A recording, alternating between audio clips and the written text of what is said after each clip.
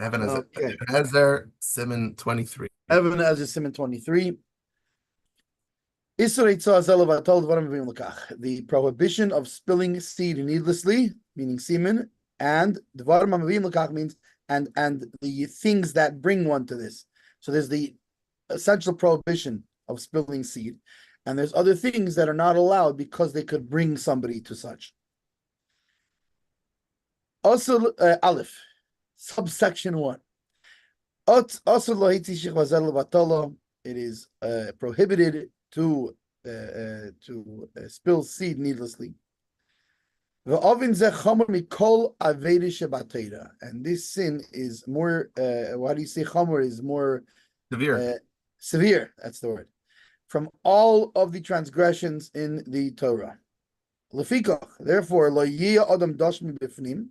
therefore a person should not thresh inside and plant outside, meaning that he's having relations in a normal way, but before he's finished, he pulls out and The pull-out method is not kosher in Judaism. Exactly, that's exactly what it's talking about. And furthermore, and he should not marry a minor who is not able to have children, who's not fitting to have children. So, meaning we know that especially in past times, it was not at all unusual for when they would get married, 12, 13, 14, both boys, girls. I mean, which isn't so strange considering in some places average life expectancy was probably 42. Because they also give a lot of times the guy was 12, 13, 14. Yeah, no, I'm saying by both by men and women. Yeah. But in either case, he should not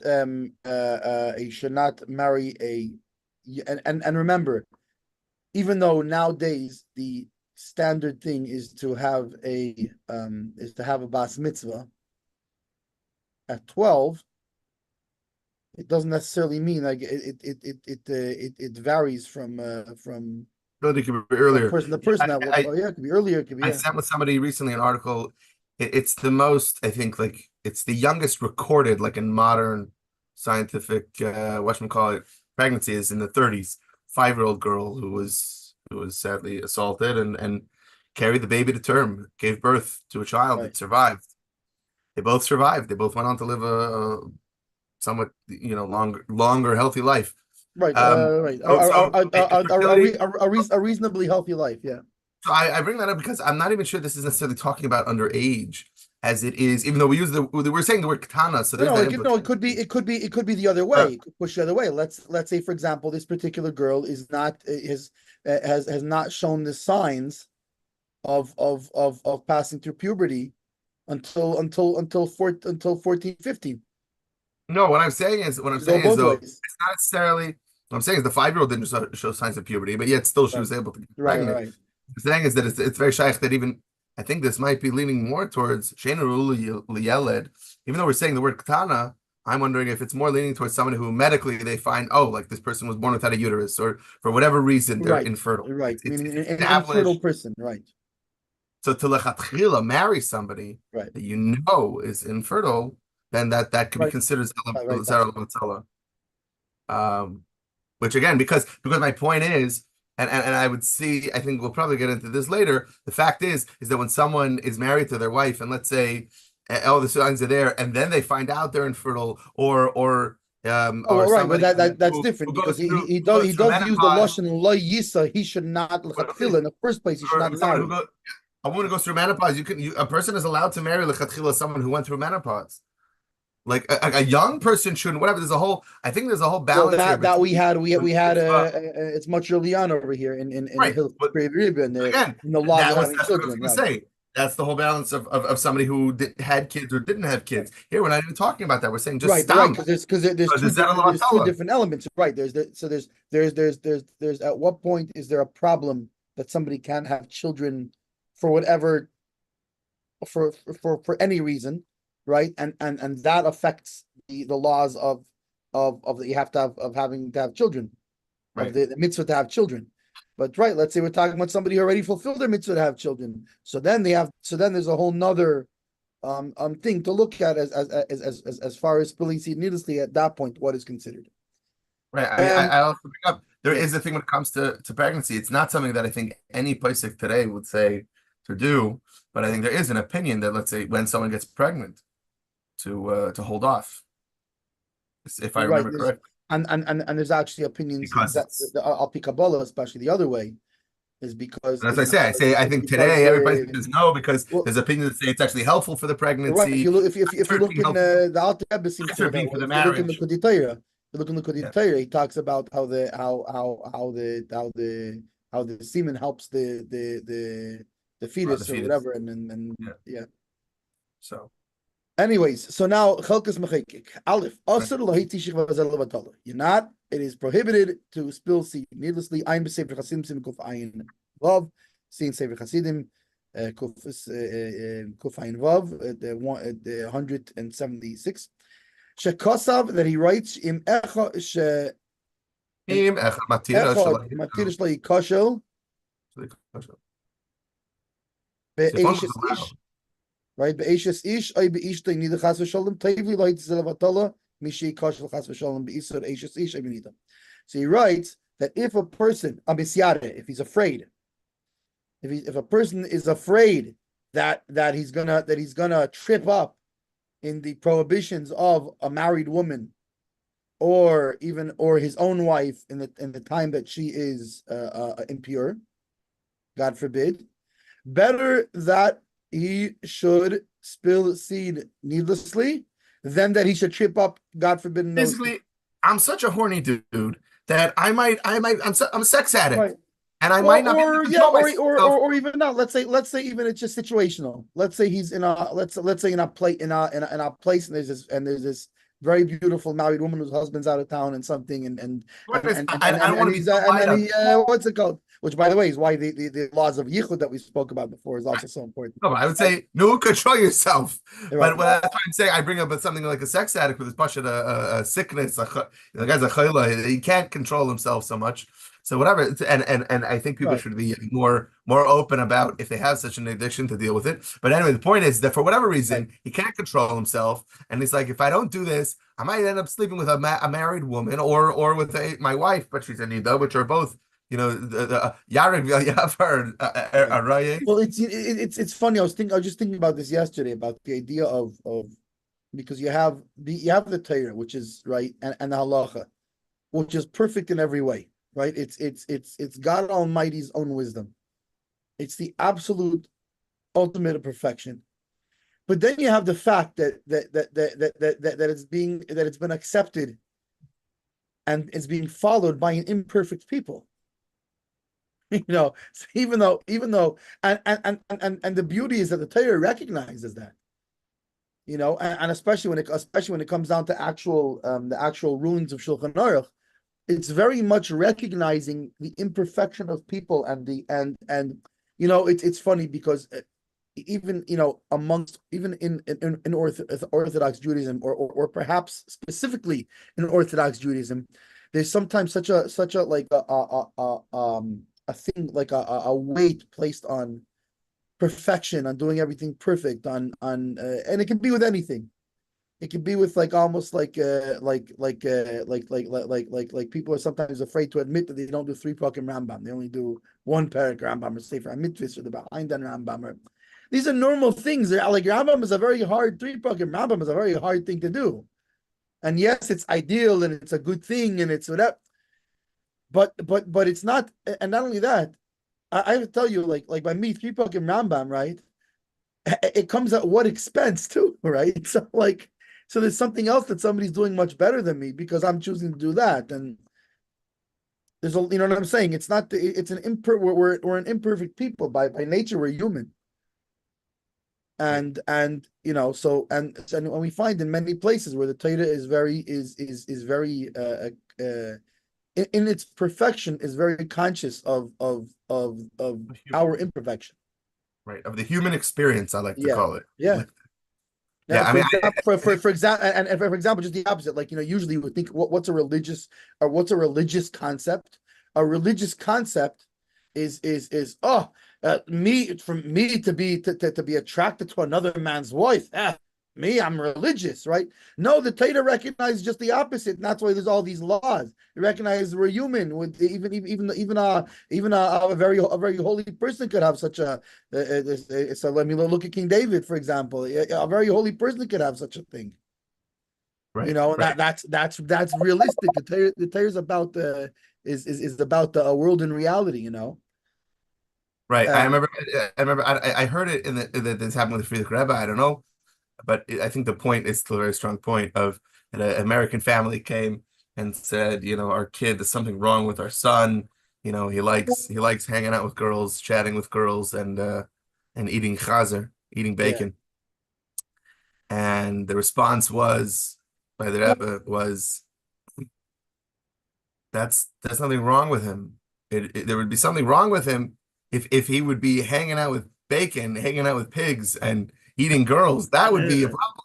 But wanting yummy food and hanging out with girls, that's natural. That's natural. It's a natural thing for a teenager. Yeah. Yeah. You're supposed to want, the No, opposite. but and by the way, it's interesting too because there's these translate into many different ways too. Because it translates just as easily into the fatherly. For example, we had a couple of days, right? Baruch Hashem, my son got married in Los Angeles, and then we had after what's it called? A few days before we came back here. So what did I do? I hung out with my girls in the Mexican restaurant. Baruch Hashem, the Haezer wasn't real Haezer, but there's that's what I was doing. I was hanging out with the girls. I was hanging out with my girls. This teenager doesn't have his girls yet to hang out with. He has to find other girls, Right. to hang out with. By the way, But, I'll say I wanted to bring up one thing before we move on, just on this chalkus mechaykik, this approach. I wanted to bring up. I think it's very important, especially as Lubavitchers. The Alter Rebbe Perek Zayin Tanya, right? He brings it up that the Alter Rebbe seems to paskin that might settle batala b'chlal is the whole discussion of whether it's derabbanon or deiraisa, and the Alter Rebbe seems to say it's deiraisa. Right. The fact that it's left off the list of arayis, that's Alter Rebbe finishes off. Because in a way, because it's worse than it. Right. So he seems to say it's worse. So the Alter Rebbe by the way, it's interesting because that's usually what we see. But let me finish my har on that. Yeah. Because you might say, hold on, so then maybe the Alter Rebbe would disagree and say no. Instead of, like, here we're saying, if the guy is saying, I might be with an Eishes Ish or an Eishes Tenida better than I be, might say Alavatala. But the Alter Rebbe maybe would say otherwise because it's worse. But then you have to read the rest of it, which is the Alter Rebbe continues basically saying that even though it is worse, in and of itself, it's worse in many ways. Because of this waste of this power and the way the clip is from a spiritual perspective, basically. From a spiritual perspective, it's worse. But the difference is that when somebody's basically said Alavatala, it's an act that only involved me, and the clippers that's involved with I can then go do tshuva. Yeah, it'll be a really intense tshuva. It's not an easy thing, but I can go do tshuva and still and uplift them. But when I'm with someone else, there's an additional. Besides for the Alter Rebbe talking about from the spiritual aspect, even just from the practical, physical, someone else was involved, another human being was involved. That's a lot harder. I can't do tshuva on behalf of someone else. And the clip is not just another person was involved, but now you have the possibility of creating a whole new entity where you've now created a mamzer, or alternatively, what's it called, a ben nida or a non-Jewish child out of Jewish seed. There's a big you've taken a physical thing has been created, which is not only that, it's mamish a human, and it cannot be retracted. It cannot be So the physical thing, the fact that it leads to a physical act, but even if it doesn't, there's still this concept, even from a spiritual side, that there's also the feminine klippas that now have attached to this. The Yisoid, the Alter Rebbe goes on in Perek Zayin to look up there if you want later, but the point is that, I think some people might be, well, what about what the Alter Rebbe says? That if you actually learn Perek Zayin, you'll see that it's not. The Alter Rebbe, I think, it could hold with both these things. Again, and this is like that Taisvis. I feel like this is like that Taisvis where when someone feels a certain such a strong pull to do an Avera, commenting on the Gemara, and such a strong pull to do an Avera, they should dress in dark clothes and go to a town far away and then go do that Avera. And the Mepharshim go wild over this, be like, "What are we giving prescriptions for people to go sin now? That we're telling them to go to Vegas? What are we saying?" Chas v'shalom. And so different Mepharshim, some Mepharshim say no. The whole point is, after doing all those things, where you remove yourself from the environment where you're getting this Yetzer Hara, you change your ways, change your levushim, your clothes. You won't have this strong taiva anymore. Actually, that's the same prescription, by the way, that's given for tshuva for a witness that due to different prohibitions is not valid for testimony. Is put on dark clothes and move himself out of the environment. Right, move him around, right. But that's what I'm saying is, but you have to trick the Yetzer Hara, because I'm not stronger necessarily than the Yetzer Hara to full on say, no, I'm not doing this. It's obviously I'm feeling overpowered. But so what happens? I'm with this other woman. Go to another room where I'm private. I'm telling Yetzer Hara, don't worry. We're just going to that other room to take care of this, to please ourselves. But then maybe by the time I'm in that other room and I'm by myself, I can be like, okay, maybe I don't have to do this at all. But this is a very practical thing in general, because in general, when remove yourself from the environment. The reality is that people don't always have the strength to overcome in their current environment. Whether it's these kind of things, whether it's eating kosher, living a Jewish lifestyle, not going to non-kosher restaurants, whatever it is, right? When a person is in a certain environment, right, that they naturally their friends are here, their friends don't understand this thing. You move to a place where it's a different. Now, obviously, it's different. When you have, say, a shliach in a certain place, because he creates his own environment. But you can have in a place that's even, say there's a Chabad there, something like this, right? But a person who's been living there who wasn't necessarily keeping mitzvahs before, and they have all their friends who go out and who go to restaurants and it's much harder, because all of a sudden everybody and I actually know of cases of people that like this that moved, some to Pittsburgh, some from Pittsburgh, depending on, because the environment was Pittsburgh that they were, and for some it was somewhere else. And they moved here. Why? And they told me they moved here because they wanted to become more religious. They wanted to become more, keep Torah mitzvahs. And in the place where they were, their friends, what happened? You're not hanging out with us. And then there would be other cheshbonis to go to the restaurant but not eat. And they said, well, we wanted to live a kosher lifestyle. So they moved to an environment where they're introducing themselves as we're, or on whether we're on our path to Yiddishkeit, and the whole surrounding is one of Yiddishkeit, and so it's people just the other way around who are encouraging that lifestyle rather than discouraging it. So we see that as a practical sense, the surrounding you're in is very, very important. Yeah, it's funny you remind me. I'll just finish with this, but it just reminded me of something that I always use as a mashal for this. A friend of mine who is a kid who grew up in the South and in a small Orthodox Jewish community, brilliant kid. He had a free ride to big universities, UC Berkeley or a very big university in New York, very Jewish from area, and he chose UC Berkeley over this big university in New York, because he said in that university in New York, it's gonna be a bunch of frum Yidden. It'll be very easy to keep my Yiddishkeit. In Berkeley, technically, there's kosher food available. There's minyanim 3 times a day. And there's places for me to go Shabbos, but I'll have to fight for my Yiddishkeit. Me wearing my yarmulke and tzitzis on campus is going to be, and I need that. To keep my Yiddishkeit strong, I need to be fighting for it. He just knew himself, and that's not the same by everybody. I remember hearing that and be like, right, for some people, it's just the opposite. Other people, no, quite the opposite. Yeah, they need the full environment. So some people, and I've seen the same way, some people who become more frum or more chassidish, whatever, they want to go to Crown Heights, and I'm thinking, you should not go to Crown Heights, because there's too much and there's too many different types of people. You could get lost and end up spending time with the wrong kind of crowds and the wrong kind of environments. What you need is the place where by the Chabad house or whatever, where you're A fighting small, for like where unity. you have right, almost like a small town sort of thing, but everybody has it, but it's the same You're environment. choosing it every day Right. versus, I don't need to choose it because it's chosen for me. The whole community, everything around me is. So yeah, we always have to know what our things are. But anyway, so sorry. Back to the Right. Whereas chasm. as opposed to you go somewhere and say, wait, why can't I go in there? Those girls are wearing yarmulkes, like Right, right. What's the different Anyway, place? so back into so he says Rak is ana arba'im. So better he should spill seed needlessly. Rak is ana arba'im yain b'miakayitz, but he should and instead he should just meaning do his prohibition and then do tshuva by fasting 40 days in the summer.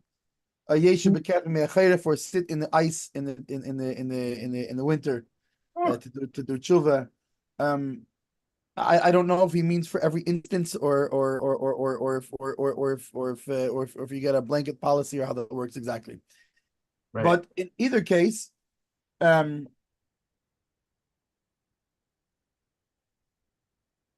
let's go to the Beis Shmuel on the same thing because he expands on it a little bit. Kotsav Chagz Mechek B'Shem Sefer Chasidim in Misyaresh Ali Koshel Beish Sisha Benitachas Shalom Tevla Leitzil Avatola Akisan Bring B'Mekait Yesh B'Keb Me'Acherif. So he says he basically just brought the Chagz Mechek word for word, and they Lefiza according to this Mashikosu B'Zayar, what it writes in Zayar, the Kan the Oven Meitzi Shivazer Cham Mekom that here that the sin of spilling seed needlessly is more not stringent. What's the word again you said?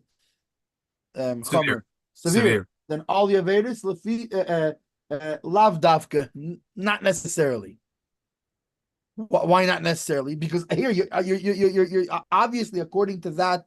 Now, by the way, again, first of all, I just want to repeat the disclaimer here that this podcast is not designed for people to paskin their own halacha. It's not even designed for us to paskin their halacha, to make rulings. This is informational purposes, and there's and it is more even on this page we're covering this and this. There's also all this, and there's also a bunch of other stuff, and there's what the actual thing is. And especially in such a thing, what he's saying here is a certain thing from Sefer Chassidim. Lav Dafka is he passing that way, and B, what exactly does that mean? To what degree, if he's worried? What's the term we use? Ask your LOC, right? It's LOR. Local Orthodox LOR, local Orthodox rabbi. Right. Yeah. So anyway, so in such cases, two things. First of all, it's the fact that he's talking about this openly in the Chag Beis Shmuel is somebody who does have such a problem. Don't be afraid to bring it up. Your local Orthodox rabbi has learned this, and he's familiar with these laws, and one way or the other can help navigate this thing. But one of the biggest problems is that people are afraid to bring such a thing up. They're embarrassed to bring such a thing up. These are human things. These are things that the local Orthodox rabbi, if he can't deal with it, then he can refer you to an LOR that can deal with it, whatever it is. But in either case, this is the job of the LOR, is to deal with such things. These are regular human things, and they're not it's a very funny thing that unfortunately sometimes not even in the Orthodox community, but sometimes especially in the Orthodox community, there tends to be this thing to not want to appear to be a non-whole person or something like this, to a damaged person. I would highly recommend the Torah way is we are people, we have faults and we have challenges, and the Torah understands our challenges, and our job is to be, I don't mean be open like on your TikTok to tell everybody you have this challenge, but in other words, to go and we're supposed to try to deal with this in the best way possible. I will say, it also sound like a plug because it is, but it's also a real thing. Highly recommend reading my brother's book, Be Like the Moon. He has a chapter on this. And the truth is, actually, he's gotten rejected from certain jobs that he's really wanted because he named the chapter. First of all, because Bechlal that he wrote about this subject openly and very raw. It's a biographical book, Bechlal. But also that he titled the chapter "Masturbation Madness," and some people felt that's too far. But on the other side, Going too far, right?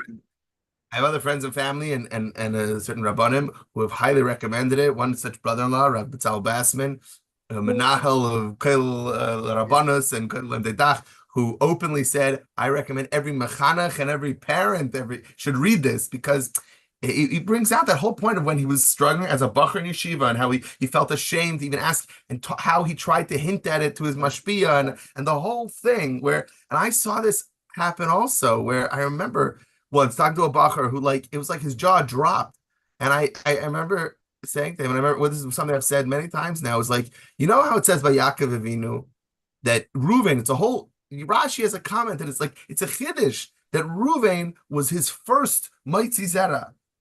Like that was the first drop of seed, meaning that was a chiddush, meaning like, and then for Yaakov, like you expect, what you think I'm Yaakov Avinu? Right, you would think, right. And I'm not saying it's impossible. That's the other side also. I'm not saying it's impossible. Everybody should strive for it. I'm saying is also like you see how many letters from the Rebbe, like where this is part of the human experience, and it's not like, oh well, I did that, so now okay, I'm never gonna be a Chassidish Bacher. Obviously, I can never be whatever. So it's garbage, and it's such a dangerous thing the Yetzer Hara can latch onto and really schlep us down. I mean, not just that. Whether it's that particular challenge, whether it's a different challenge of sometimes people have a challenge in let's take a simple one of Sitzfleisch, of being able to sit and learn and and it's so easy to create boxes. But the worst problem is when we create this impression of the boxes that the young people feel, and I know of many cases of people who left everything because they had these challenges and they think it's only them. They don't realize everybody has these challenges. They thought, what am I doing? I'm never going to make it in this world.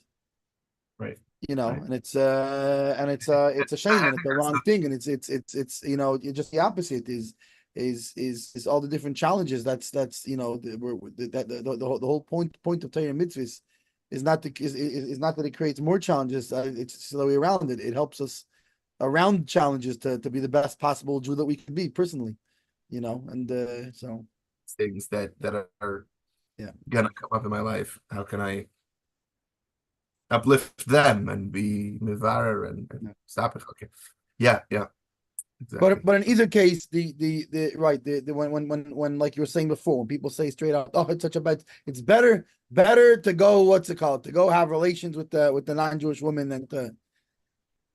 So anyway, over here he clearly says no, not so simple. You're having a challenge. Go talk to what's it called? For example, I know of a case of it was like a buck who was already not necessarily that older, but like in the 20 years old range, right? So on the younger end of what people usually get married, right. Who had this very challenge. And he went and thank God he went to his mashpia, and he actually was there, and thank God he had a mashpia. He had a mentor that was open and able to discuss these things and all. And he told him, maybe it's time you get married. And really, he didn't think, because everybody, all of his classmates, this, not, and the other, they were going to go on shliach still. They had another year in 770 still. What's it called? Maybe you get married. And Taka, he got married fairly young. And Baruch Hashem, he happily tells me he hasn't had that challenge anymore after that. And he got married. That's what he,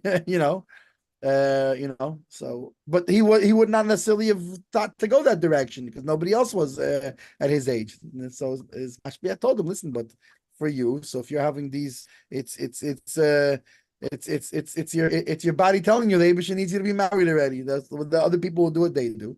They're in a different situation than you. It's not their time yet. For you, it's your time already. So anyway, Veloy Yisak Tana, says the Chalkes Mechekik, and he should not marry a minor. Nira. So it would seem to me Kol Shekain. So here's like you were saying before. So neither to me Kol Shekain, it would seem that even more so, Akara Uzakena, a barren woman or an old woman who has ceased to be childbearing. Ulirabusa Nokat Katana. And to be inclusive of all those things, he said a minor. Meaning that this is that the younger girl is the less problem than the girl who has ceased to be childbearing or who never was able to be childbearing. Why?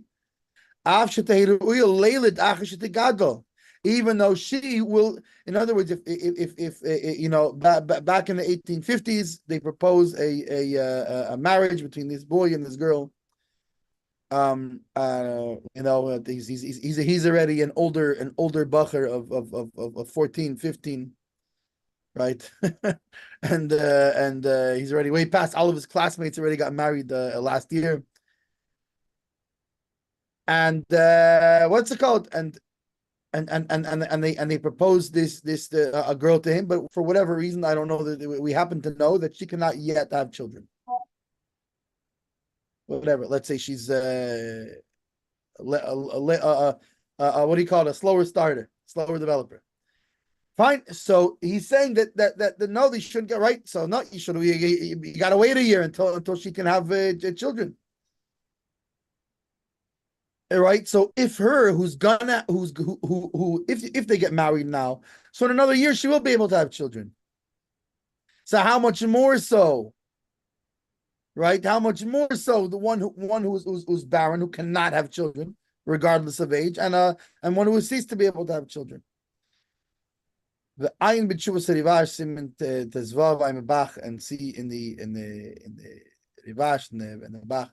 Now, it should be noted, because when you say, wait a second, I think we all know of older couples that got married in whatever situation. The most frequent situation is a widow and a widower.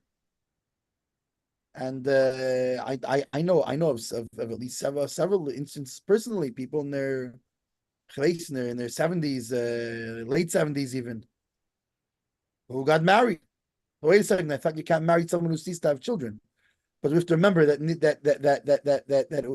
it would be perhaps different if somebody younger who is still viable would get married to this woman, whereas we're talking about a 75-year-old who got married to a 79-year-old man, so it's not necessarily the same thing. Again, these are things to ask your local rabbi in terms of how what exactly the guidelines are for such a thing. And anyway, and seeing true Slivash. Going to the Beis Shmuel, Lo Yisik Tana, right? The Das Harav Ramah, according to the Rav Ramah, the Ago, Shekosa B'Sif Hey B'Shem Teisvis, who writes in subsection 5 in the name of Teisvis, the Mutar Lisham Mishim Tana, that it is permitted to have relations with one who is not yet childbearing. Because of the pligi, and he did not write that it's an opinion, that it's an argument. He wrote it as a straight up thing. So you have to say that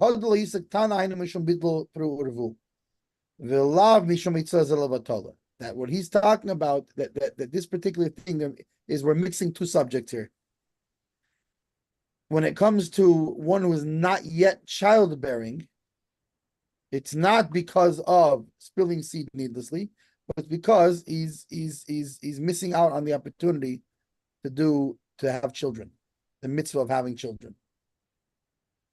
Mishum hachi, therefore, im nasa katana, Moshe l'shamashim because of the plea, and therefore, if he is married to a minor, meaning one who's not yet childbearing, then he is allowed to have relations with her. Because of plea, not like the Bach who writes that it's a machlekes, that it's a what do you call it, argument, different opinions on that.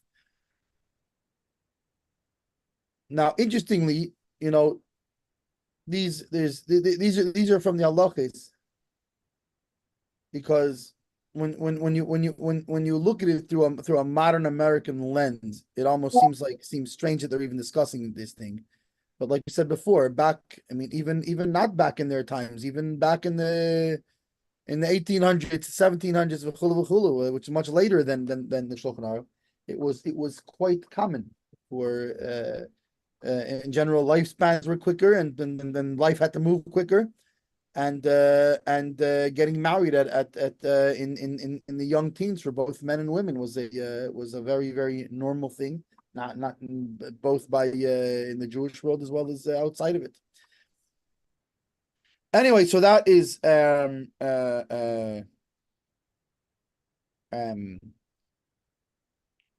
subsection 1. Now we move over to section 2, subsection 2. Elu shemenafim, which it's mois yumas hanayif hanayefes, right? The adulterer and the adulteress shall be put to death, right? That's from the Torah. What back in the times there was a based in. If a man and had relations with the Ashes Ish, with another man's wife, right? It says Mois Yumas. Obviously it's certain pre-qualifications for what's required to put them to death, but Mois Yumas Hanei Vanei. So it's interesting that he uses this term here. He says Elu shemenoafim beyod, those that commit adultery with their hand, umaytzim shichva zera, and they spill seed needlessly.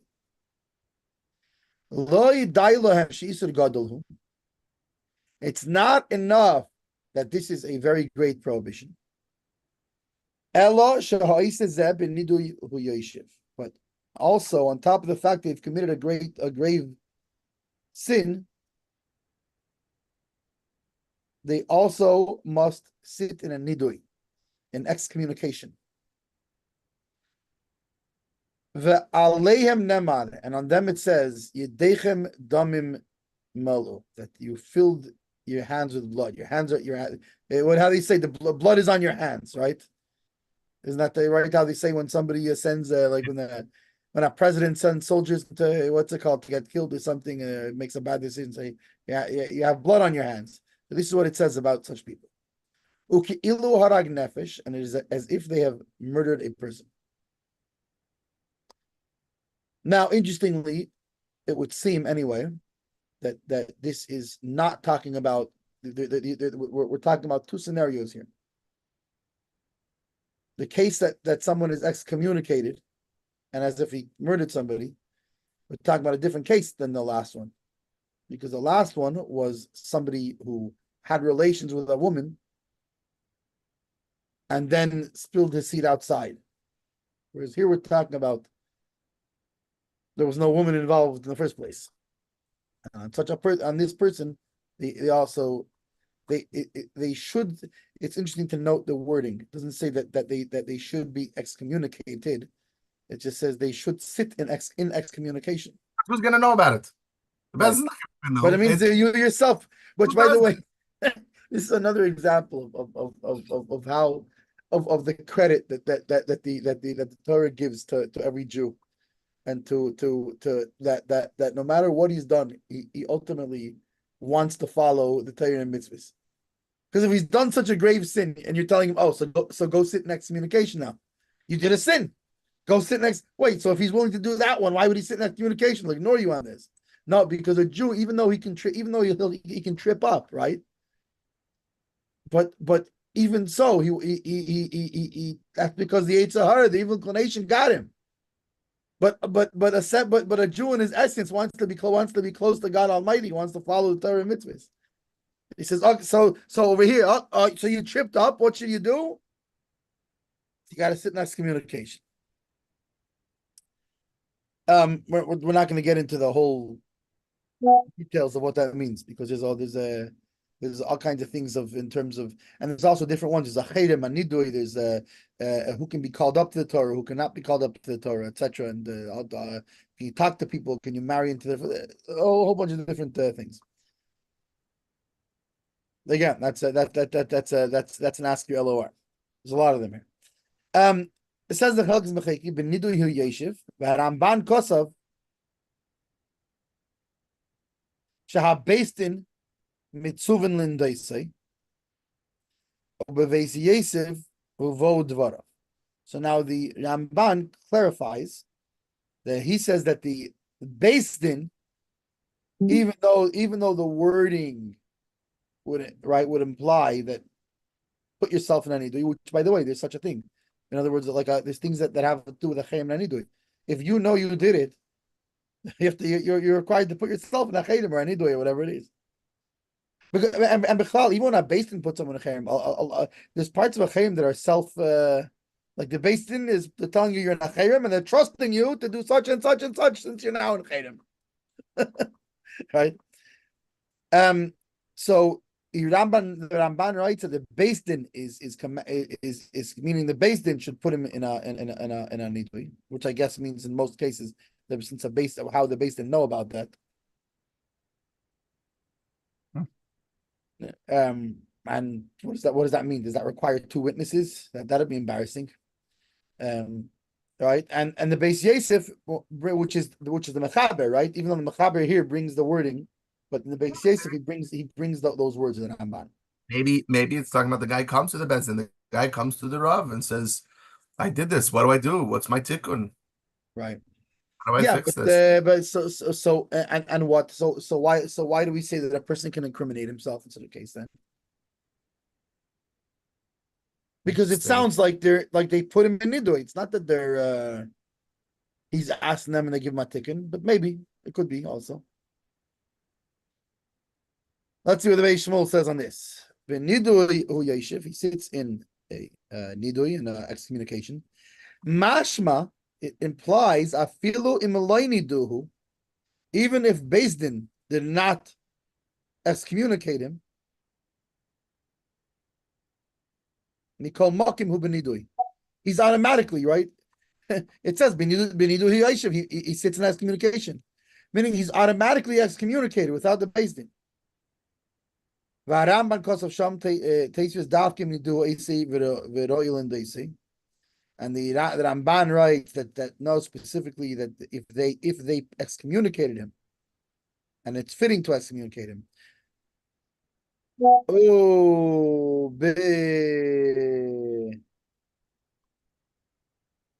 who's that? The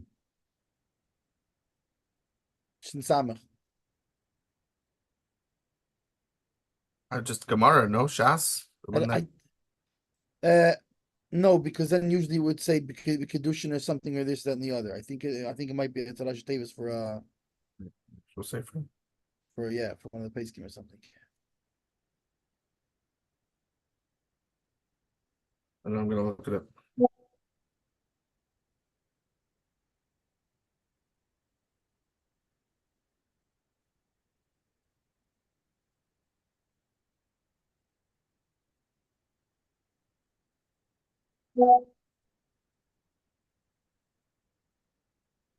Usually it's Shishas Dom, meaning talking about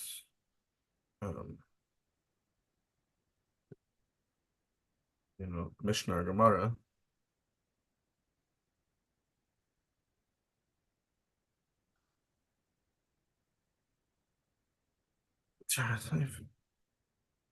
Seifrim.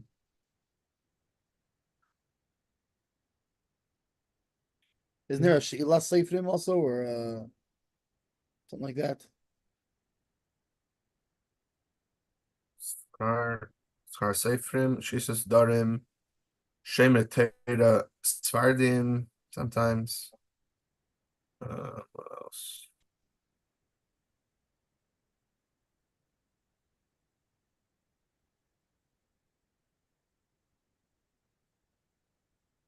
Yeah, I don't know. Anyway, so we'll have to find out later who says this. But Issa, he writes, Hamak shel hadas ibn idui, somebody who gets himself hard intentionally should be excommunicated. V'hamenofim biyad lamdu min maksha.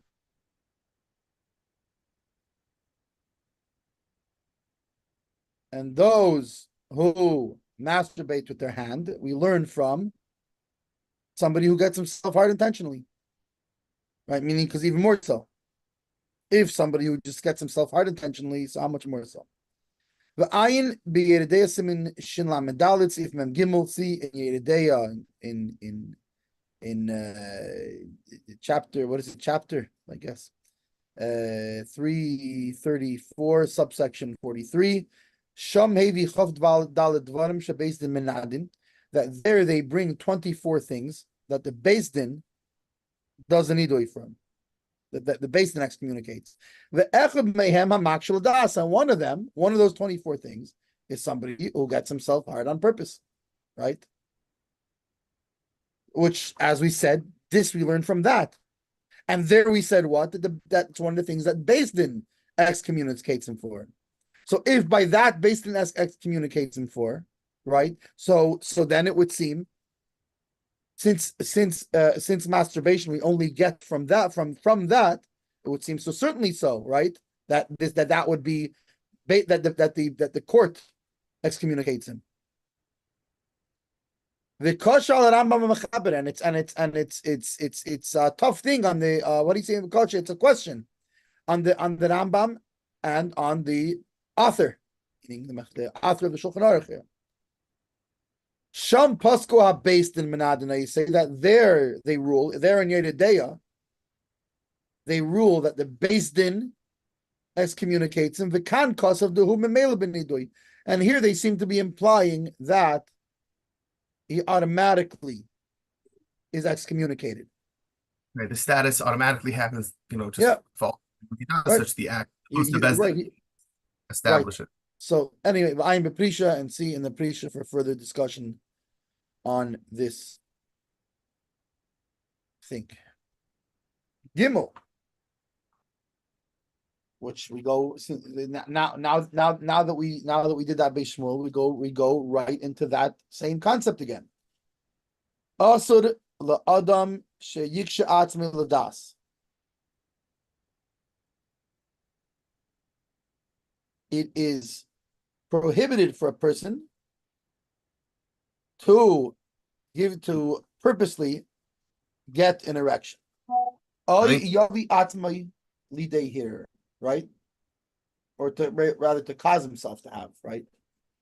I was gonna say I like the word intentionally for ladas because it's intention, like using your brain, like right, your brain. It means right. It means well. I mean, I guess purposely also works because doing it on purpose means you're doing it with meaning it's that you thought about it, right? With forethought, right. So I think they both work. Yeah. Have a word to be thinking about it. Or to bring himself to think. Meaning, obviously, when we say to think, it means not just to think about anything. It's a good thing to think, but it means it's prohibited to bring himself to purposely think about sexual things. Think about that stuff. Right? Because that's something that can bring him to that can bring him to either an erection or even worse to masturbation, right?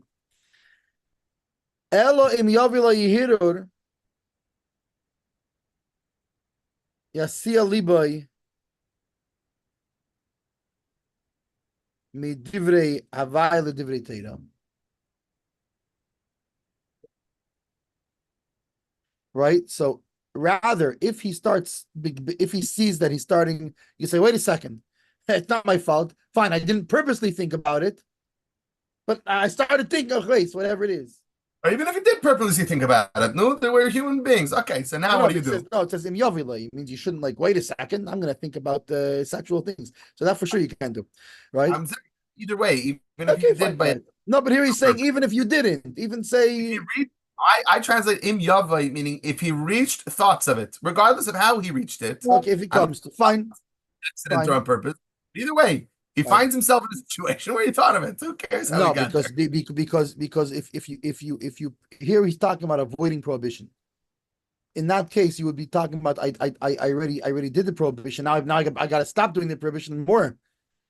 Here he's talking about you can avoid it completely because, for example, if it comes to you and you didn't purposely think about it, and you cut the thought off, you didn't do any prohibition because you even though the thought right with this is then Tanya speaks about this a lot about even though like us regular people we right because that's what Rebbe talks about. What do you mean but us regular like by regular people a thought can come in your mind.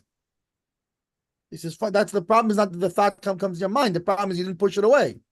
What do you do with it? Yeah. You let the thought tempt you and you continue down that thought path. Okay, but I'm just saying either way, if the thought comes to your mind, Right.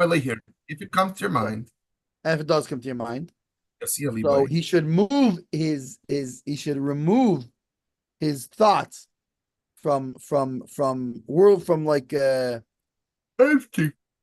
empty things, right? From worldly things.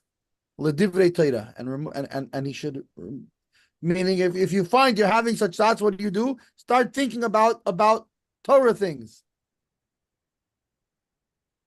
He Elas a have him. Yes, That it is like the like a beloved doe, right? That's a woman deer. The yalas chain and a great what's chain grace a Grace, yeah. graceful deer. It's very poetic.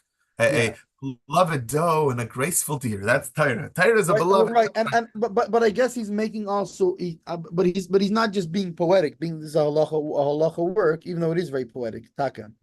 I think he's giving us a reason, the reason why Torah helps. Why would deers have to do with anything? Well, I think he's using a poetic way of like how in Shir it talks about like the what's it called the like graceful meaning that the Torah is also it comes from the same spheres from the same emotions because Torah is also with love and connection, right, and desire. It's God's desire, etc. So I think it has to do with the same spheres that sexual desire has to do with. And in fact, if you look at Shir Hashirim, you can see that Shlomo HaMelech, King Solomon, uses the metaphor of the love of a man and a woman to for the love for God, right? It was Which they there's a story of the Baal Shem Tov, I think it is, uh, and he was having a discussion with the Arizal, even though obviously the Arizal lived much in the much heavenly before him, spheres. right? And he asked him, "What? Why do you like? Why did you have to use the metaphor? Like because the Arizal uses also just like King Solomon does, right? The Arizal uses, and you see it in Chassidus, right? Very often, Kissing. the metaphor used is of the love between a man and a woman, and indeed not just the love between a man and a woman, but of sexual relations between a man and a woman. Is used as highly as a metaphor in Chassidus for the relationship between God and the Jewish people. Hmm.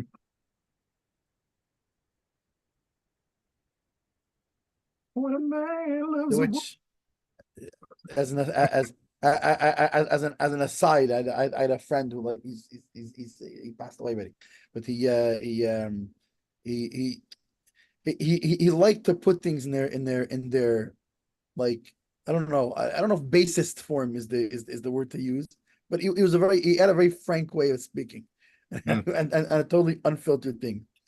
Now he used a different language than I'm going to use, but I mentioned to him that story from the Baal Shem Tov and the Arizal, which I didn't finish yet, but I told him the fact that Hasidus uses the metaphor of sexual relations often between God and the Jewish people, so he tells me, yeah, did you see the Holocaust? He sure screwed us. That was his. That was his. He didn't use that word. He used something else. But anyways, that was his version. That was his reaction to the story. But anyways, so the possibly foreseeing what this guy would comment, the Baal Shem Tov asked the Arizal, like, why did you use this metaphor so much? Like, what, you couldn't find a more tznius, a more, how do you say tznius, a more More refined, refined, modest. right, less promiscuous sort of metaphor. So to which the Ari responded, and by the way, I may be getting wrong who it was and who was. I believe that's who it was, Hashem and Ari. So to which the Ari responded by handing him his quill and saying, like, no, you can find a better one, right? Meaning that's Well, so it's in our interesting. human world. I was going to comment. It's funny you say that because I was going to comment that Chassidim used to say in later generations, Chassidim would say that if the relationship between a Rebbe and a Chassid had existed in Shlomo HaMelech's times, he would have used Oh, that so much. that's a different story. I'm just saying, That's a it's different very. story. Is that I think it was about Shem Tov, was the Achia Shileni, and Achia Shileni said like the between a man or somebody, I forget it was, and that was the comment, was exactly that, was Chassid. you can tell he wasn't a chassid. Why? Because if he was a chassid, he would have said between an Rebbe and a chassid. No, I'm sure he was a Chassid. He just didn't have the people aren't going to understand it. What are you Sure, they're not going to gonna do? know what he's talking about. Come by the Right. technology of your time. What do you want? Yeah, So yeah, but jokes aside, and even interesting and stories, Hasidic stories aside, the fact is that it's not just a metaphor, but it's more than just what we usually think is a metaphor, because it is the same thing on the upper levels, and that's why, and the truth is, even down here, right, down on our world, sexual relations can be the lowest thing or the highest thing, depending on the context and the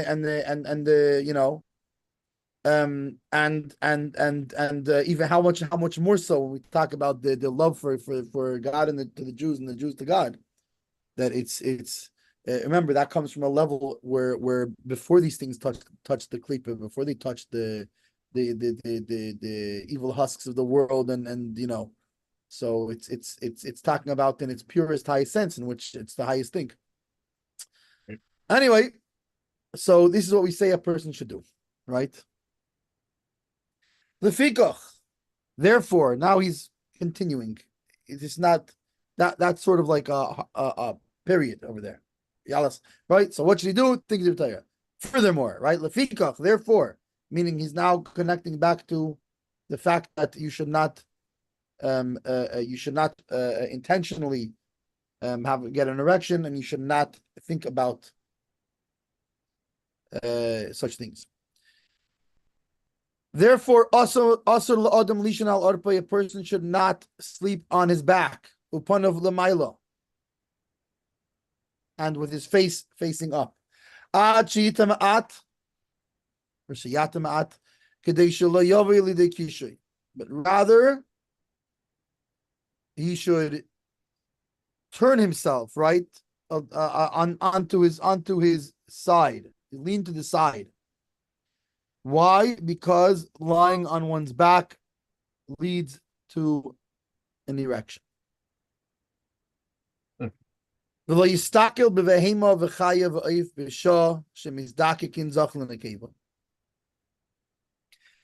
furthermore, a person should not look at animals or wild animal, tame animals, wild animals, or birds in the time that the male and females are copulating.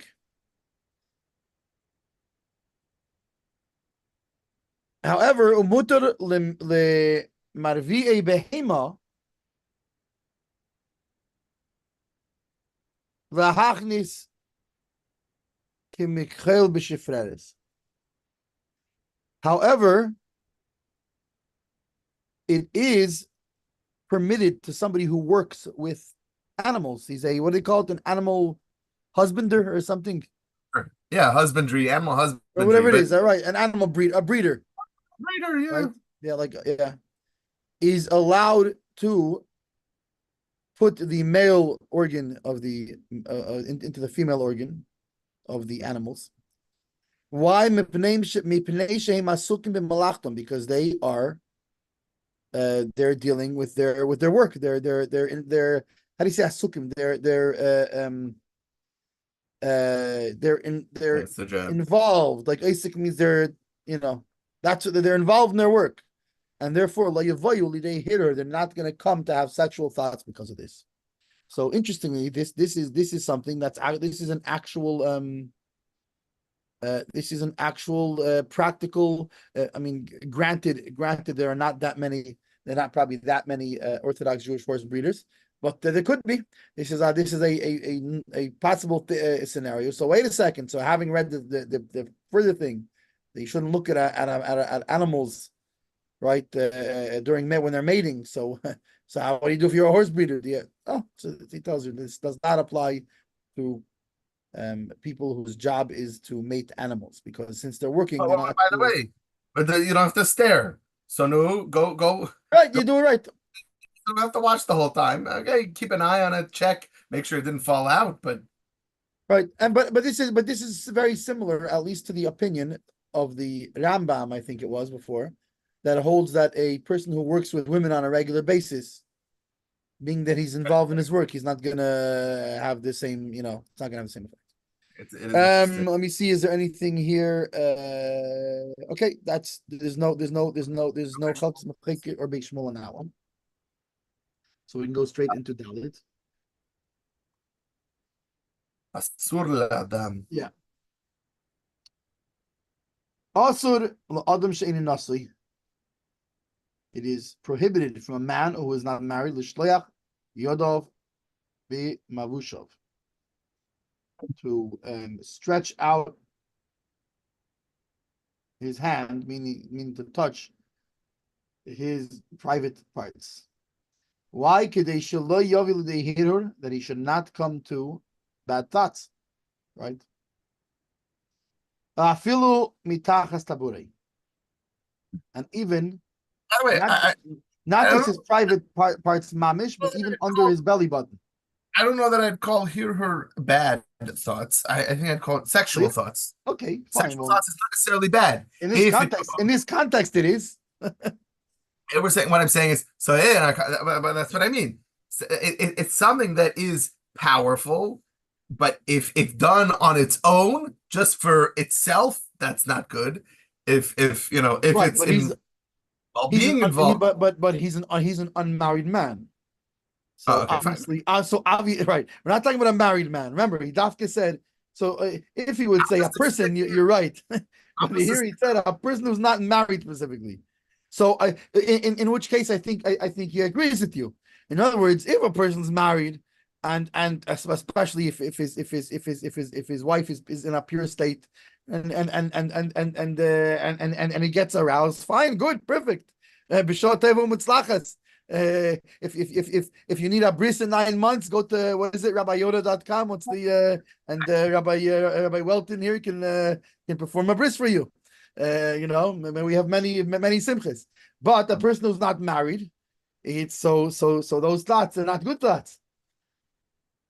And even under his belly button, he shouldn't touch. He shouldn't put his hand. Sheva Yove Lidei Hira, maybe he will come to sexual thoughts. The im hishtin mayim, and if he urinates water, which is an interesting way to put it, because what else are you going to urinate? But if he urinates, right? He should not touch his organ at all. Why? Right?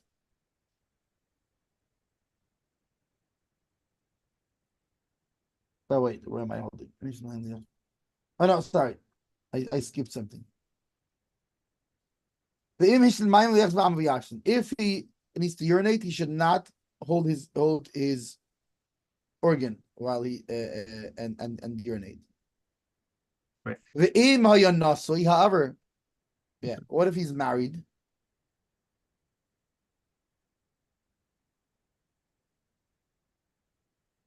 Mutter, then he's allowed.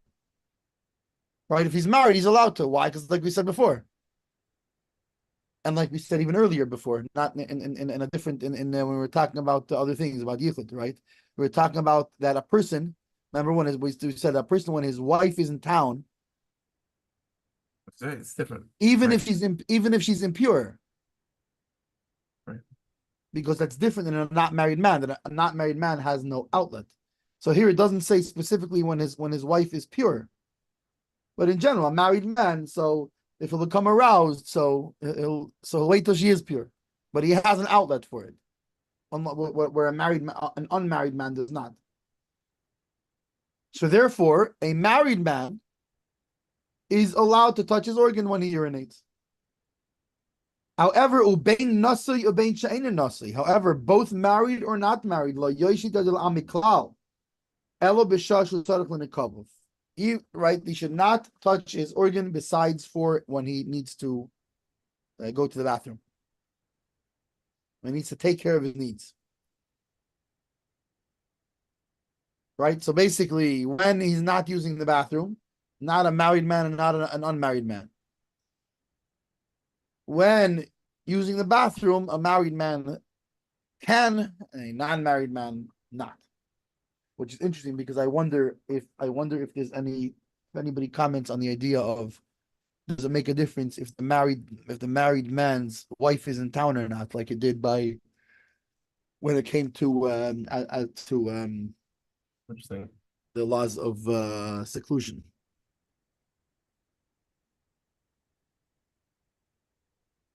Oh, wait, actually, he does say that. Beis Shmuel Dalit. If he's married, mashma, it implies afilu ein ishto imei mutter.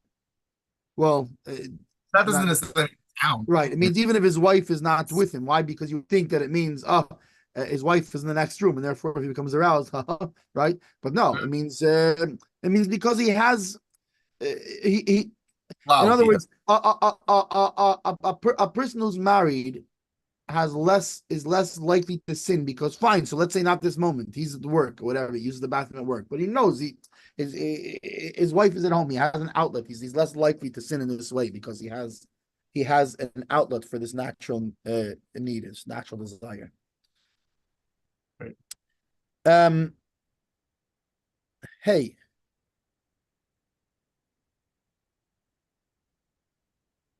Isha sheyesh lo etem borechem. A woman who has, right, atum is like a clog or something, like it's a stoppage, a closure in her womb. The al yedei kain, and through this, or like because of this, kishabayla mishamish imma, when her husband has relations with her, zeirea mi bachutz, so he will end up spilling seed outside, right? Why? Because it's closed up, right? Also, it's prohibited. That means he's not allowed to have relations with her in this state, because now, again, to what kind of closure are we talking about exactly? I don't know. Furthermore, does it make a difference where this closure is? What does it mean in her womb? I'm wondering, Because it like, means in the vaginal tract by the cervix, after the cervix, is there anywhere? What are we talking about here? I don't know. That's what I was going to comment on. I read recently about a recent like medical condition, a woman who was writing about she was born without a uterus. So maybe that's what we're talking about. Yeah, she might, she has the vaginal canal, but there's no uterus. That's what we're Right, but saying. it's not clear that if that's what he's talking about. No, that's altogether different. We already spoke about that. That is a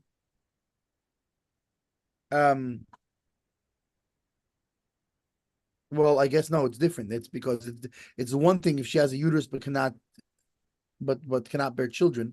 So this is saying more she has a uterus, but something's blocking it. Or Because I don't know. No, or perhaps that case would automatically be included in this case. I don't know. He doesn't really here anyway. He does not delve any deeper into what we're talking about. So this would be another ask your LOR case, because either way it's an ask your LOR. But I'm saying the earlier case maybe was lechatchila, you should marry such a woman. Maybe here we're talking about a woman who, now it's after the fact. Maybe no, but here we maybe say and wait, not just it's after the fact. It's based on his wording here. This could completely be a temporary, right. Whatever. Let's say she had to have a surgery of some kind of race, and something is sewed, or and then in 2 weeks the stitches melt away, and whatever. It could be a completely temporary stoppage. It doesn't necessarily mean it's a permanent thing. It's just she has right now. What's very interesting though is that it's not just stam that the Eita Berechem. Like for example, there's the term used, the tubes tied, fallopian tubes being tied so that she can't get pregnant. We're not talking about that. We're talking the bedavka, the baila mishamashima zeris machutz. By the way, you know what? I just thought of it. I'll give you the most common. I'll give you the most common item berechem, the most common blockage of the womb. What? It's called a condom. That's an item berechem. It's something is stopping the. That's what I'm saying. It's not just an item berechem. We're talking about the davka and item berechem that causes zeira machutz, which you're right, because in that case, whatchamacallit, a condom would be accurate versus, let's say, an IUD or one of these things that's put inside but nothing that an doesn't IUD, cause right. It could still be all the seed is still deposited with it inside. Right. It's just that the IUD causes that it should be an impregnation. So an IUD would not necessarily be a stoppage. And by the way, I just want to reiterate again that all of these things we're talking about are complicated, complex things. Ask your local rabbi. These are the base laws that they're based on. But the little bit that we're talking about here, it goes much deeper and it's a much wider topic, and it's a very complicated topic. And these are not only that, very often in such cases, your local rabbi may not even rule on it himself, but will defer to somebody who, like somebody in a beis din who specializes in, because in a beis din it's not just there's a bunch of rabbis.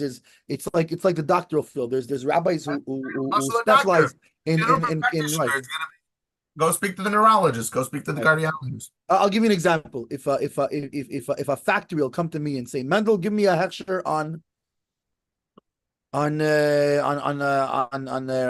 my factory. So I'll tell him either go talk to Yodah's tati, right? Or go talk to my uncle or my uncle Rabbi Markel or whatever it is. It was interesting because I was in Pittsburgh. You don't find it that much, but I was in Encino. I was in the kosher pizza shop. Right. I was going to say that pizza shop. And I see a sign on the wall. What's it called? They said, "Oh, it's my uncle's ashgacha." So I don't know if there's any other places that have it. There was a guy standing next to me who overheard it. He looked at me, goes, "You trust him?" He's your uncle. What does that have to do with it? You trust him? I said, "Yeah, I trust him." So, anyway, but it's right. So that's at the same time when it comes to things involving IUDs and condoms and all whatever other forms of pills and this and that. This is a specific area. When it comes to when it comes to when can you pull the plug? There are and which I had the well, I guess you could say the misfortune and the fortune to be involved in. The misfortune because it's a very sad thing to be involved in. At the same time, it's also in a sad way a very beautiful thing to be involved in because you're dealing with sort of the most sensitive aspects, both for the actual Right, being able that patient as well as for the family, and be able to so help that. I was involved actually more than once in this thing. I was involved more than once in this thing and there was I believe it was one of the Feinsteins, David Feinstein, maybe whatever it was, but why? Because our local Rav he's not a medical. I mean, he was involved also.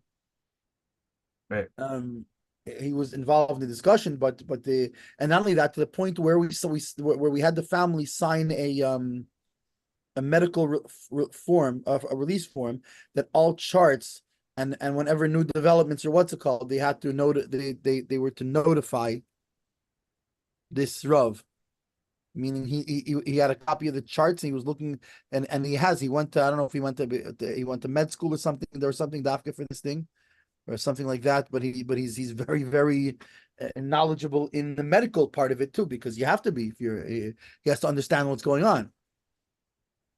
Whatever, and there was where he finally said they can and where he finally told them they can pull the plug, and he had specific instructions of how that's to be done,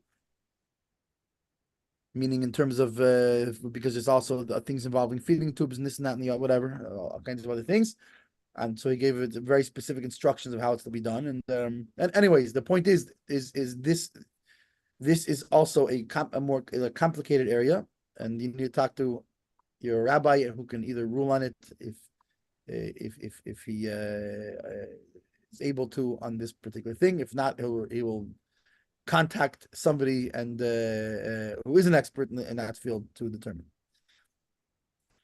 But that would be one example of that, right? So in that case, it's a problem. Avol, however, mutar l'shamishim ketana. This is exactly what he was saying before, right? This is the Haggah in the Beis Shmuel told us before. See what the Haggah says in Hay, right? But however, he's allowed to have sexual relations with a minor, meaning one who was not yet capable of childbearing. The Ailonis, and someone who's and someone Ailonis is someone who's barren. And Ailonis means basically it means a ram woman.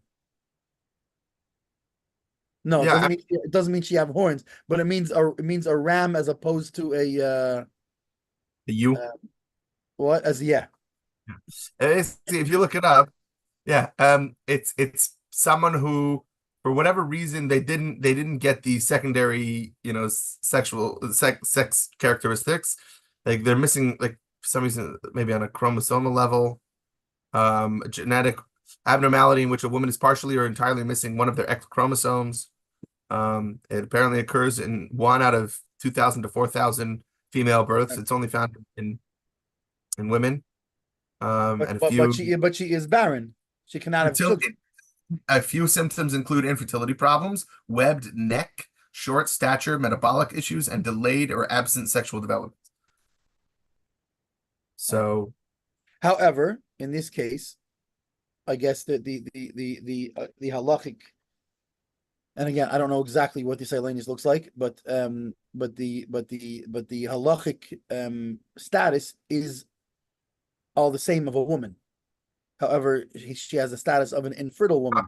That's my second set, meaning the ones that kick in during puberty. Everything else is still female, but then certain, for example, she doesn't get any pubic hair. So she's right. Okay, got it. So in other words, she's born a female. No question, she's a female. The samanim that we say, but she doesn't, right? Pubic hair and breast development, and those don't kick in, or her voice goes deeper. Which is interesting because basically she is a katana. But in other words, her halachic designation essentially is of a katana. Well, which is why only more stringent in a way. Why? Because I guess the Eilonus will it has a medical thing that she will not develop them, whereas Won't happen. the katana that we're talking about has not yet developed them. So let's say, for example, and you could have two 18-year-olds. One is an Eilonus, one is a katana, meaning one is not going to develop these secondary things. Right. One has like a slower rate of development than a regular girl. So one 18-year-old, oh here it could be, you could have one 18-year-old that's a woman completely by law. You could have one woman, 18-year-old woman, that's not an 18-year-old woman, but an 18-year-old girl by halachic law. And then you have an 18-year-old, but she will develop or is expected to develop the secondary signs, and then you have Eilonus who will not. So he says that both a Ktana, one who is not yet childbearing, and a Eilonus who will not be childbearing, this is allowed. Why? Being that they can have normal sexual relationships, meaning like just like everybody else.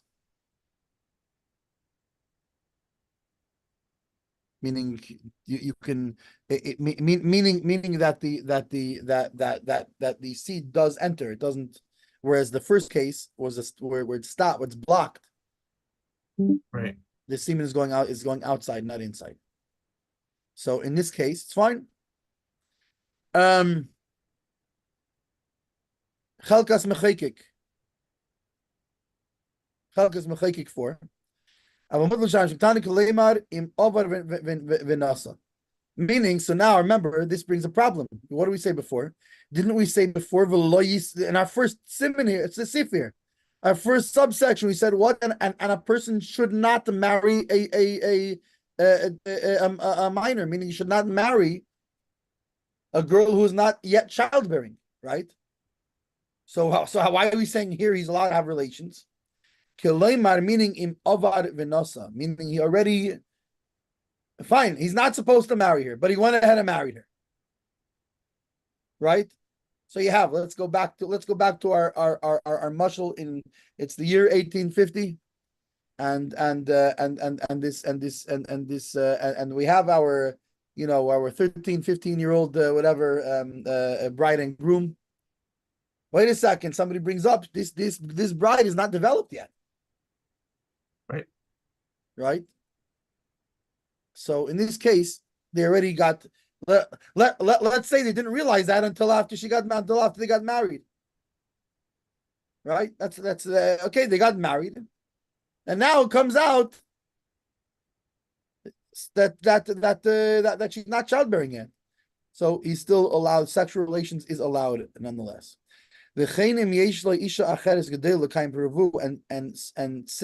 Or also, because remember the problem with the katana and this and that was we said it was not just a problem. It's not a problem. Remember that was the Beis Shmuel brought later. He said, one is we're talking about the problem of spilling seed. When we were talking about relations with these other people, right? With a katana, etc.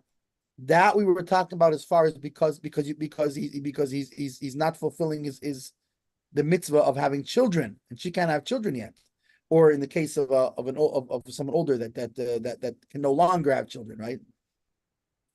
So he says so too if he has another wife, which obviously today we don't do, but back in the times of the Shulchan Aruch or whatever,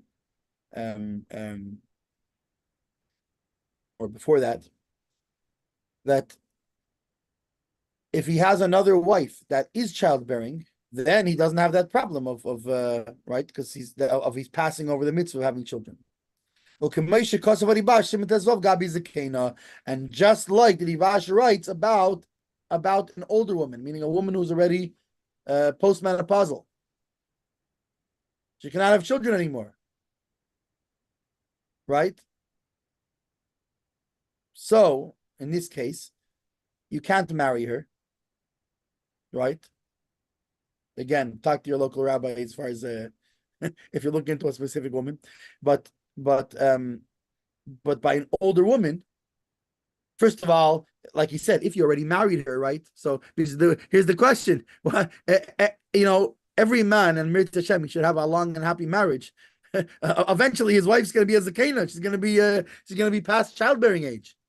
Okay, but he's already married her, and relations he can have because we said it's derech oretz. It's the regular way of the land. It's the normal relations.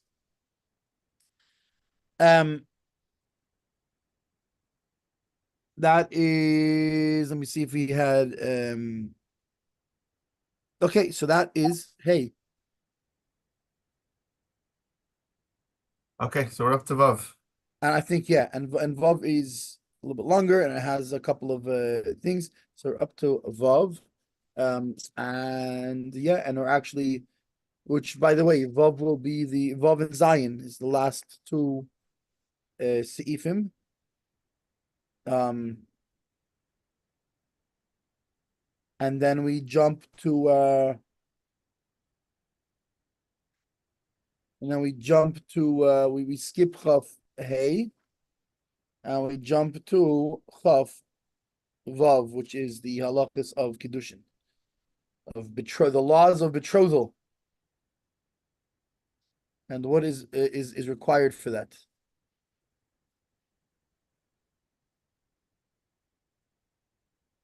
And then I think we go straight through. What do we do? We're going to do 25 all the way through. And we'll look it up. But here, let me stop the broadcast as the next year is getting into this